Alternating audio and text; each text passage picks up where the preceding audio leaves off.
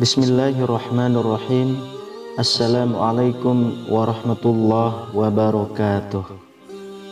Innal hamdalillah nahmaduhu wa nasta'inuhu wa nastaghfiruh wa na'udzu billahi min syururi anfusina wa sayyiati a'malina. May yahdihillahu fala mudilla lahu wa may yudlil fala hadiyalah. Asyhadu an la ilaha illallah wa asyhadu anna Muhammadan 'abduhu wa rasuluh. Allahumma salli wa sallim ala sayyidina Muhammadin wa ala alihi wa ashabihi wa man tabi'ahum bi ihsanin ila yaumiddin. Syukur alhamdulillah kita bisa berjumpa lagi di channel ini. Harapan dan doa saya semoga saudaraku semuanya selalu diberikan kesehatan, dilapangkan rezekinya, diampuni dosa-dosanya dan dipanjangkan umurnya. Amin ya rabbal alamin. Sahabat beriman yang dirahmati Allah, setiap manusia tentu mendambakan hidup bahagia, baik bahagia saat hidup di dunia ataupun di akhirat kelak. Namun pada kenyataannya tidak semua manusia diberikan kenikmatan hidup seperti itu. Padahal Islam memberikan tuntunan kepada manusia supaya bisa meraih hidup bahagia. Dan perintah ini pun bisa kita jumpai dalam Al-Quran maupun hadis Nabi. Misalnya adalah dalam Quran surah Al-Mu'minun ayat 1-9, Allah subhanahu wa ta'ala sudah berfirman, sesungguhnya beruntunglah orang-orang yang beriman, yaitu orang-orang yang khusyuk dalam sembahyangnya, dan orang-orang yang menjauhkan diri dari perbuatan dan perkataan yang tiada berguna, dan orang-orang yang menunaikan zakat, dan orang-orang yang menjaga kemaluannya, kecuali terhadap istri-istri mereka atau budak yang mereka miliki. Maka sesungguhnya mereka dalam hal ini tiada tercela. Barang siapa mencari yang dibalik itu, maka mereka itulah orang-orang yang melampaui batas, dan orang-orang memelihara amanat-amanat yang dipikulnya dan janjinya, dan orang-orang yang memelihara sembahyangnya.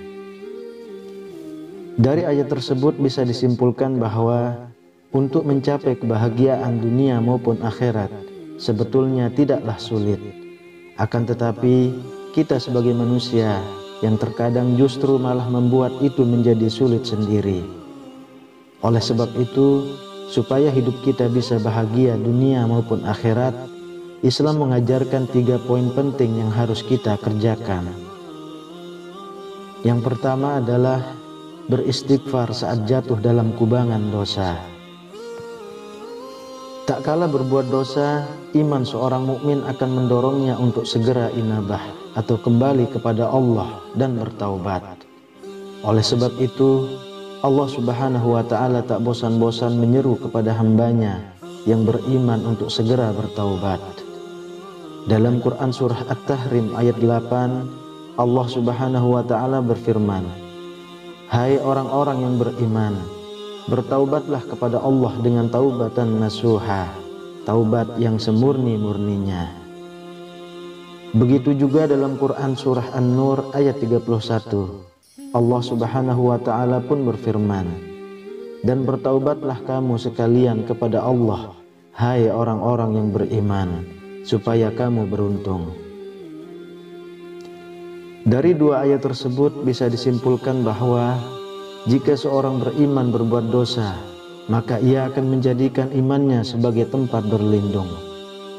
Dengan begitu, iman akan membimbingnya untuk segera bertaubat dan memperbanyak istighfar dan menjauhi perbuatan dosa.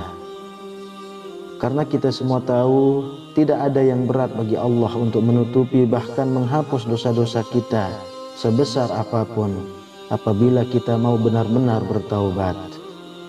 Dalam Quran surah Az-Zumar ayat 53, Allah subhanahu wa ta'ala berfirman, Hai hamba-hambaku yang melampaui batas terhadap diri mereka sendiri, janganlah kamu berputus asa dari rahmat Allah. Sesungguhnya Allah mengampuni dosa-dosa semuanya. Sesungguhnya Dialah yang Maha Pengampun lagi Maha Penyayang. Dari ayat tersebut, seolah-olah Allah ingin mengatakan kepada hambanya yang masih punya iman untuk segera bertaubat. Tak peduli seberapa besar dosa yang pernah dikerjakan dan seberapa banyak dosa yang sudah ia kumpulkan. Karena kita semua tahu Allah adalah Tuhan yang Maha Pengampun, Maha Penyayang, lagi Maha Penerima Taubat. Lalu yang kedua, mempunyai rasa selalu bersyukur. Kalau kita mau menyadari anugerah yang telah diberikan Allah Subhanahu wa Ta'ala kepada kita, bisa dikatakan tak terbilang jumlahnya. Anugerah tersebut terdapat pada badan kita, harta kekayaan, keturunan, tempat tinggal, dan segala macam urusan duniawi.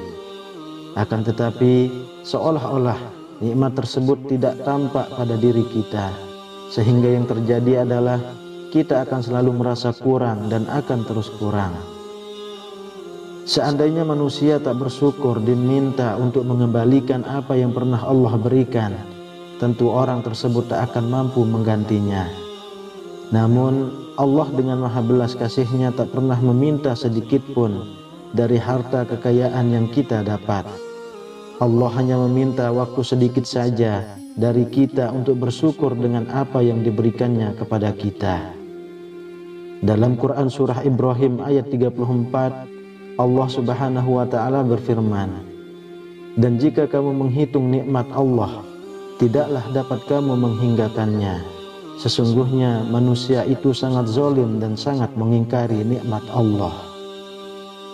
Jika kita mau menghayati makna dari ayat tersebut, kita akan menangis dan memohon ampun kepada Allah, karena kita selalu menzalimi nikmat yang telah Allah berikan kepada kita. Oleh sebab itu, bersyukurlah saudaraku semuanya apa yang saudaraku dapatkan sekarang ini. Karena dalam Quran surah Ibrahim ayat 7, Allah Subhanahu wa Ta'ala sudah berfirman, "Sesungguhnya jika kamu bersyukur, pasti kami akan menambah nikmat kepadamu. Dan jika kamu mengingkari nikmatku, maka sesungguhnya azabku sangat pedih." Dalam ayat tersebut, Allah seakan-akan ingin mengatakan kepada hambanya, syukur adalah sebab ditambahnya nikmat. Oleh karenanya, bersyukurlah. Namun jika kita mengingkari nikmat yang Allah berikan, maka siap-siaplah, azab Allah sangatlah pedih. Lalu yang ketiga, bersabar saat diberikan ujian. Dalam Quran surah At-Tagabun ayat 11, Allah Subhanahu wa Ta'ala berfirman, "Tidak ada suatu musibah pun yang menimpa seseorang kecuali dengan izin Allah. Dan barang siapa yang beriman kepada Allah, niscaya dia akan memberi petunjuk kepada hatinya. Dan Allah Maha mengetahui segala sesuatu." Ayat itu menjelaskan bahwa apabila seorang mukmin yang sedang ditimpa musibah, lantas ia menyadari bahwa musibah tersebut adalah ujian dari Allah, kemudian ia menerima musibah tersebut dengan lapang, lalu memohon petunjuk kepada Allah, maka insya Allah, Allah Subhanahu wa Ta'ala akan mengangkat derajat orang tersebut, dan Allah akan menggantinya dengan yang jauh lebih baik. Oleh sebab itu, apabila kita sedang ditimpa musibah, hindari sebisa mungkin untuk mencela musibah tersebut. Akan tetapi, bersabarlah dan terus meminta petunjuk kepada Allah supaya diberikan jalan keluarnya. Insya Allah, dengan kita bersabar dan selalu berusaha, Allah akan segera mengganti ujian tersebut dengan kenikmatan yang mungkin tak pernah kita sangka-sangka akan mendapatkannya. Rasulullah Shallallahu Alaihi Wasallam bersabda, "Alangkah menakjubkan urusan seorang mukmin itu, karena segala urusannya adalah baik baginya, dan tak ada yang memiliki hal itu selain orang mukmin. Bila ia mendapat kebahagiaan, ia pasti bersyukur, dan itu yang terbaik baginya. Jika ia tertimpa musibah, ia pasti bersabar, dan itu yang terbaik baginya. Hadis riwayat Muslim. Sahabat beriman yang dirahmati Allah, oleh sebab itu, apabila 3 tanda tersebut ada pada diri kita, maka insya Allah kita akan menjadi manusia yang bahagia dunia dan akhirat. Wallahu a'lam bishawab. Semoga Allah Subhanahu wa ta'ala tak putus melimpahkan rahmat dan karunia-Nya kepada kita semua. Amin ya rabbal alamin. Demikian yang bisa saya bagikan, semoga bermanfaat untuk kita semua. Assalamualaikum warahmatullahi wabarakatuh.